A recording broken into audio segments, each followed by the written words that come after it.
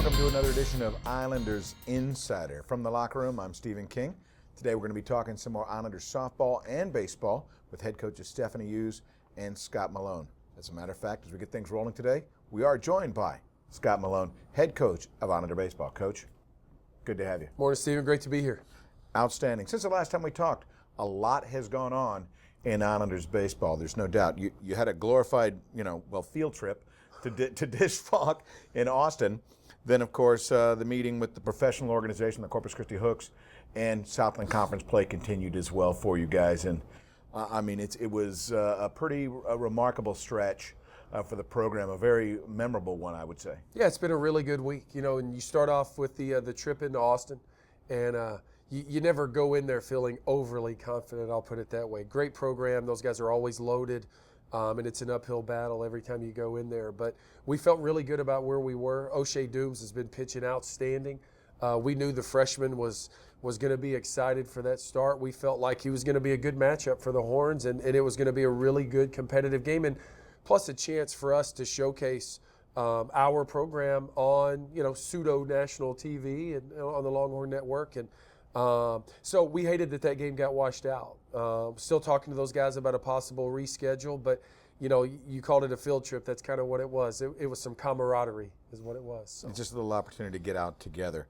And you go through that, the game doesn't happen. So ultimately you have to change your whole planning for the week because now you have different pitching scenarios possible. Well, that's going to be available to you for the Hooks game and, of course, for the Southland Conference weekend matchups. Once we get back on the bus and start heading back home to Corpus, we kind of felt like it was a win, because our guys are going to be rested.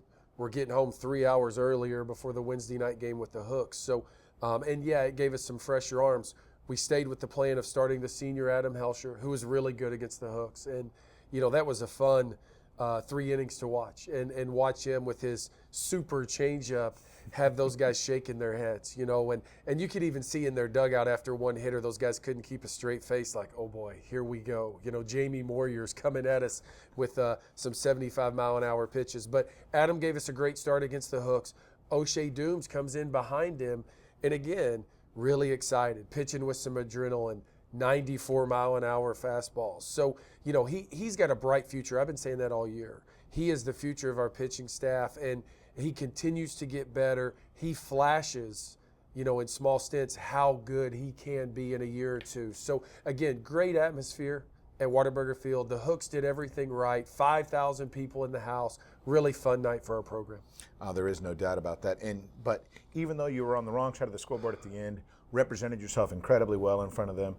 Like you said, solid pitching, excellent defense, timely hitting against professional baseball players. So it was, all in all, a great week. So everybody's head was held up very high as they got ready for the weekend because Southern Conference play, the most important issues of Southern Conference play was right around the corner with Nichols. Yeah, you go in every weekend with a small goal of let's win 2 out of 3. Let's play good baseball for 27 innings, win a series. And you go on the road, it's always a little bit harder to go on the road and win that 2 out of 3. So you go in there on Friday night and we get a couple of runs early for Trevor Foss. And anytime we score early for Trevor, you're always feeling good. And we had a big inning early on those guys, jumped on them.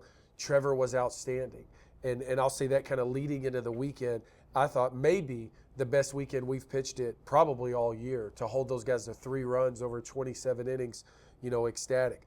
Trevor Belichick and O'Shea Dooms kind of double-teamed those guys on Saturday, and then Matt Danton with his best start as an Islander on Sunday. So really proud of our team getting 3 wins on the road, and like I said, our starting pitching was outstanding. And since the last time we talked, actually, prior to all of this happening, was the home matchup against Oral Roberts where you took 2 of 3 as well. So 5 of your last 6 Southland Conference matchups. Kids are playing well. We're a third of the way into the season now. I think us and Stephen F. are both 6-3 in those top 3 or 4 slots in the league, which that's your goal. Currently sitting 1 game out. The top 2 are 7-2. You guys are 6-3 as of taping today. That's your goal, is to see how long you can stay in that top 3 or 4 slots and go into the last weekend or 2 and know that you got a chance to win the league. So again, it's a great start. There's a long way to go, but I'll tell you this: I love the way the schedule plays out. For the next 5 weekends, we're home at Chapman Field. And anytime we're at Chapman, we feel like we're going to play well and we should be a favorite. So it's a neat time of year. Let's talk about specifically, you mentioned the pitching and what you're seeing from them. You know, the development of your starting rotation and ultimately the bolstering of your bullpen, where it's come to.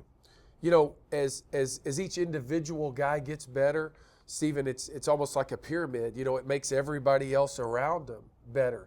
And the example, you go to the weekend, you know, with Matt Danton starting Game 3, well, all of a sudden we've got our closer, Jacob Doris, who's been lights out all year.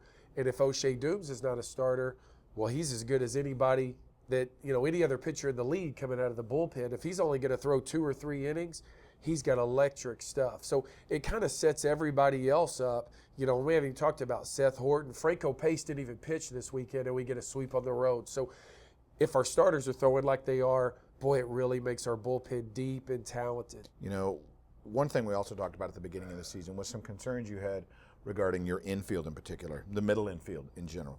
He says, well, you know, talk about the improvement we've had in those key positions, and not just those positions, but the infield in general, including your catchers. You know, I think probably what we're doing well is making the routine play. Second, short, third, we're doing an outstanding job of making the plays we're supposed to make, and we're turning double plays at a high rate. That's something we haven't done since Ernie Oliveris was playing second base about 5 or 6 years ago. You know, and now we're starting to turn double plays, and that makes, you know, life so much easier on our pitching staff. And then you talked about our catchers. Really outstanding kind of two-headed monster with Brad Lamberti and Russell Vaughn. And Russell Vaughn, for the last 2 weeks, is really growing into, you know, not just a serviceable catch and throw guy. He's turning into one of the 2 or 3 best catchers in the league. I remember in watching him, you know, making putouts against the hooks, as a matter of fact. You know, professional athlete, professional baseball players going. You're getting the defensive plays there. We saw, I know Stafford Brantley had a couple assists from the outfield, one against the hooks, one against Nichols. You know, these are just the little things that start adding up that just lead to success. The last 2 wins have been by the same score, 2-1. On Saturday, we cut down 2 separate base runners to end the inning, to end rallies by Nichols State, which those are the little things that really maybe you don't catch during the game in the 4th inning or the 6th inning when they come up. But when you look back, 2-1, man, they had a lot of chances. And you start seeing, and again, Stafford Brantley Sr., Eric Weiss Sr., you know, having those old veteran players that make those big plays when the game's on the line. You know, one thing I've said this year that's really showing up, this team's built to win. The way it's put together with, you know, the juniors and seniors that are in place, you feel like you have experience all over our lineup. And I think that's starting to show now as we get into the middle of conference play. Those guys are really stepping up. Well, Coach, I know you're fighting a cold here, and we appreciate you taking the time with us today. But with the wins, I guess you'll take the cold if you're going to continue to get wins that way. For sure, for sure. You know, fighting a cold in a 9-hour bus ride where we got home at 2:30 in the morning. So, but again, you know, our kids are really playing hard. We're getting into the meat of the conference season. It's going to be a fun couple of weeks. Coach, I appreciate it. Thanks, Stephen. Scott Malone joining us once again here in the locker room, talking Islander baseball on a bit of a roll as they get ready to come back home to Chapman Field. Let's go ahead, take a quick break. When we come back, we're going to have a profile of Islanders senior golfer Nikki Dunn. That's coming your way right here on Islanders Insider.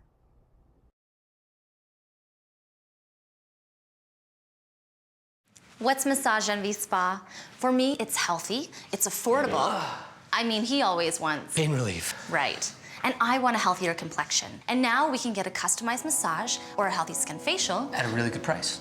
At a great price. And nothing feels better than that. Customized massages and healthy skin facials, all at the perfect price. Start a healthy routine today with Massage Envy Spa. Go, you'll see.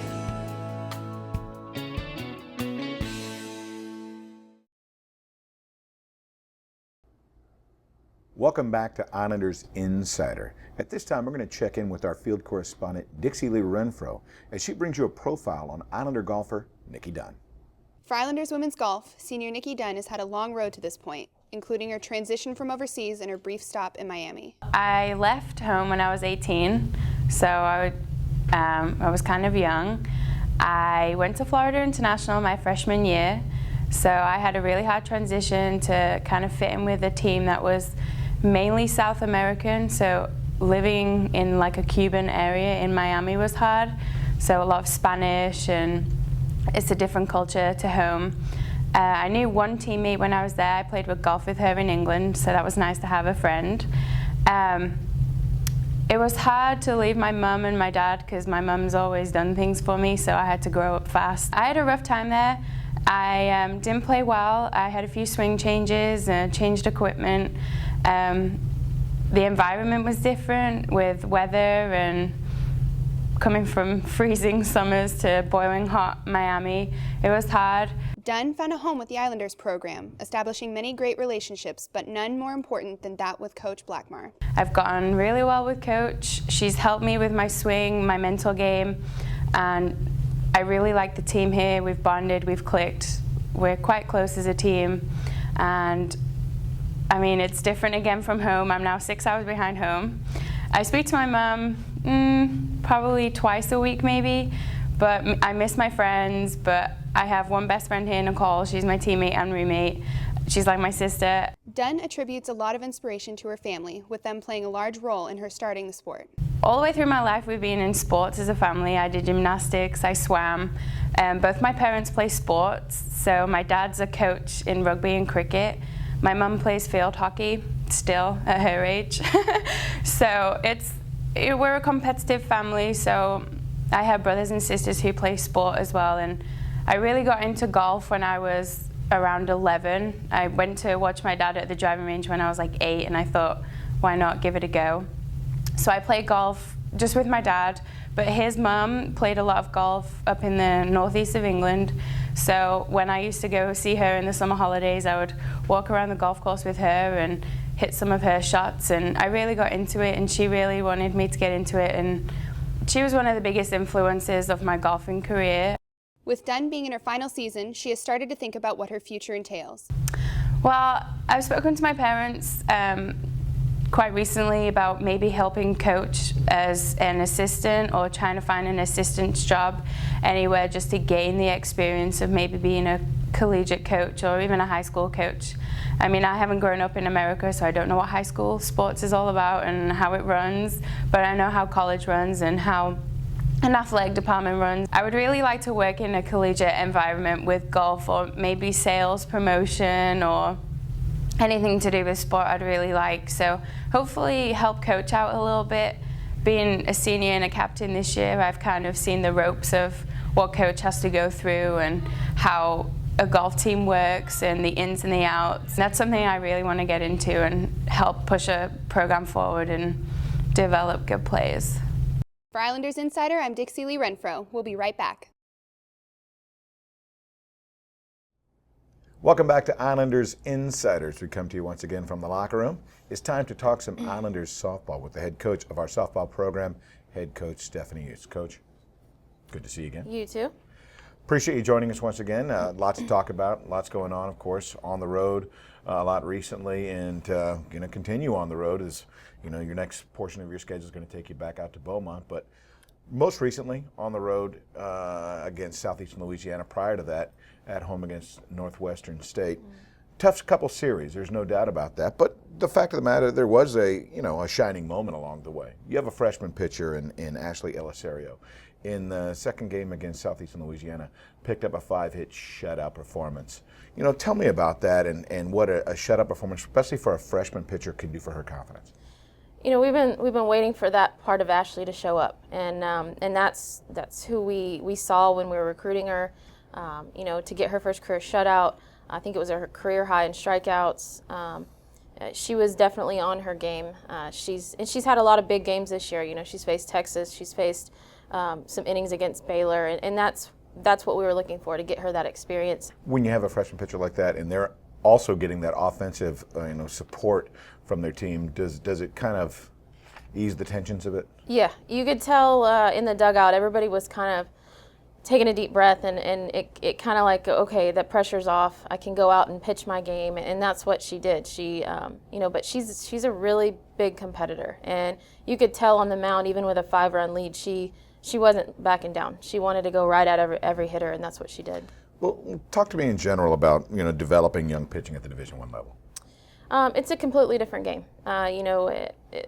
With pitchers like Ashley, she was dominating in high school. And once you get to this level, it's not just about throwing hard. It's about hitting your spots. If you can hit your spots 75% of the time, you're going to be successful. And it's learning how to dial back a little bit, not try to overpower everybody and let your pitches work. Now, a lot of it is developing toughness, being resilient along the way, you know, working through tough times to get yourself to the next level. And speaking of toughness, tell me a little bit about your shortstop, Valerie Perez, because she's been dealing with an injury that is called for her to be, well, to step it up and be pretty tough. She's been playing with a couple broken fingers in her glove hand, which that hurts to begin with, but then she's still swinging the bat. Every time she makes contact, those bones are rattling in her hand, and it's causing her to almost let go with that left hand. Consequently, because of that, she's hurt her right shoulder from throwing with one hand with that bat. So, you know, she's probably one of the toughest kids I've ever coached. She gets mad at me when I take her out.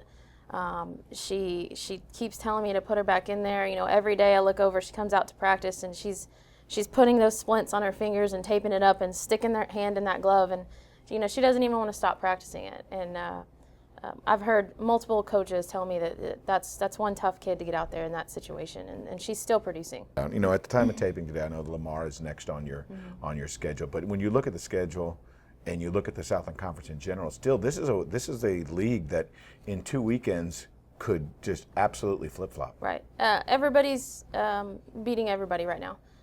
McNeese jumped out early and have lost some games in the last few weeks, and other than that, you know, you've got, which we've played the top 3 teams in our conference already, and other than that, you take the next 4 or 5 spots and they're all within 1 game of each other. So you're right, it can flip-flop this weekend. Tell me about recruiting in the Division I level in softball. Is it a year-round affair? And kind of tell me about it. It is. It's a year-round affair. You know, just last night, Coach Polly's sending me emails and text messages about a pitcher in Florida that she saw, and you know, it's a lot of talking, it's a lot of emailing, it's coaches that know you, high school coaches that know you, club coaches that know you.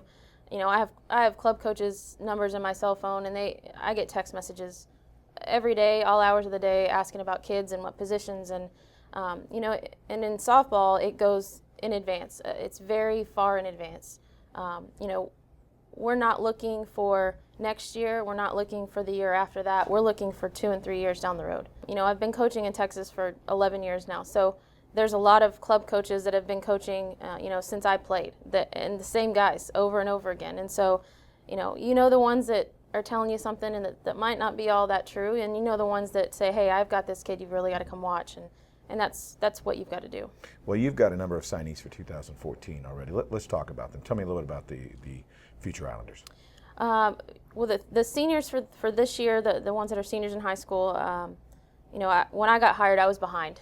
We didn't have any commitments, verbal commitments, and we got very lucky going back to those relationships of coaches.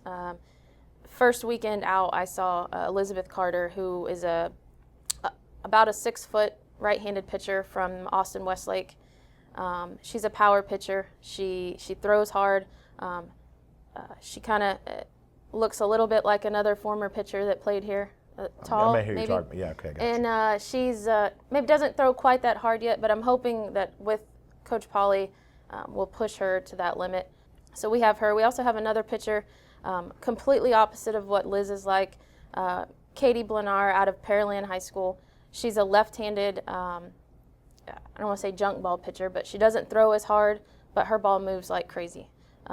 And then the other funny part about that is Liz is 6 foot tall, Katie's about 5'1". So they're complete opposites, but they're going to complement each other really well. We're also bringing in a catcher from the Houston area, Brittany Morse, who had some offers from some larger schools, had actually verbally committed to an SEC school, and then kind of decided, I don't want to go that far away from home. She can hit really well. She's going to be, you know, for a future catcher, is going to be really great for us. We've got a local kid from Moody High School, Jessica Mendez, one of the top players in the Corpus Christi area. She plays shortstop for her high school. She plays outfield for her club team. Most likely going to be playing outfield for us. A speedy little, you know, she gets around the bases, looks like a ball of muscle, and that's what we're looking for is the athleticism. That's what we're trying to keep going at. And then rounding out, we've got 2 kids out of the Austin area, an outfielder, Mackenzie Griebel, and then another infielder, Emma Stipe. We're trying to build something, and that's the most important part, and that's the fun part about recruiting, is I can go out and say, hey, I want you to come here. You're going to fit into what I want to do. And that's what we try to do with this first class, and we're really proud. It's going to be a great class. It sounds exciting. I'm excited. You should be. You should be. Coach, really, I appreciate it. Thank you. Coach Stephanie is joining us once again here in the locker room. When we come back on Islanders Insider, we'll bring you up to speed on what's next for Islanders Athletics. Stay with us, more to come on Islanders Insider. What's Massage Envy Spa? For me, it's healthy, it's affordable. I mean, he always wants pain relief. Right. And I want a healthier complexion. And now we can get a customized massage or a healthy skin facial At a really good price. at a great price. And nothing feels better than that. Customized massages and healthy skin facials, all at the perfect price. Start a healthy routine today with Massage Envy Spa. Go, you'll see.